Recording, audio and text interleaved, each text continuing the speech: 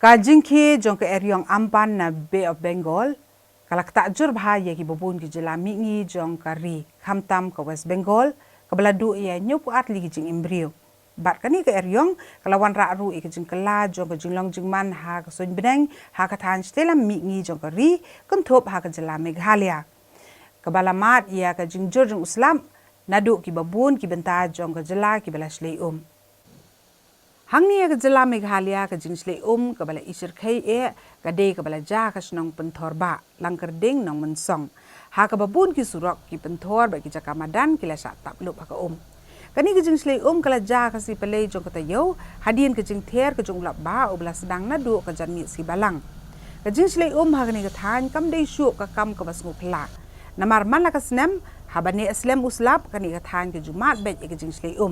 Bat kadau hi kam dei na ke jing kiu ko na wa khra hanrei ka dei na ke jing bam don ni kinala ki bapaka ba ko kan ya lenti kabala penlong ya ko ko batut ni kiranap bakan yo lang si jaka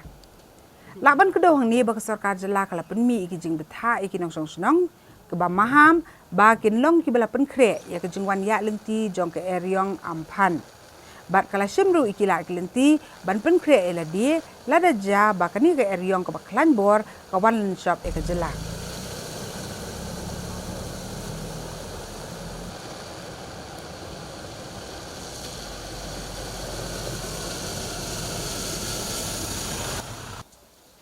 Kajing ne jong ni uslap kala pen kiu bahai ka ha ka wa khra bat kum jo ru ha ka wa sirpi ha ka ba ka kala nang he Kani ke jing he jong ko kala nang salut ya baro ki jabo jaban ki bejulang ha kini ki atli ki wa ki ba pau ki jong ko nong ba Shillong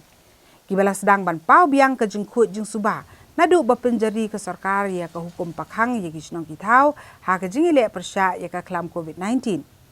kat kung ke jing pentip jong ke sarkar hapok ke yin robat thau an ke jela ka wa khra klayu biang ya ke jing khut ke bakot san pho na ke sispa nadu ba pakhang ya ki Shillong ki thau Kat ba kawa sirpi kala yo biang ke jengkut ka bakot lai pho na ke sispa ka sarkar ka banjur ki nong song snong bakin buram no ya ka saudong sokun nang ban la ban pen kala biang ye kini ki atli ki wa kum ba ki julong ha ka menor How this situation helped the environment recover,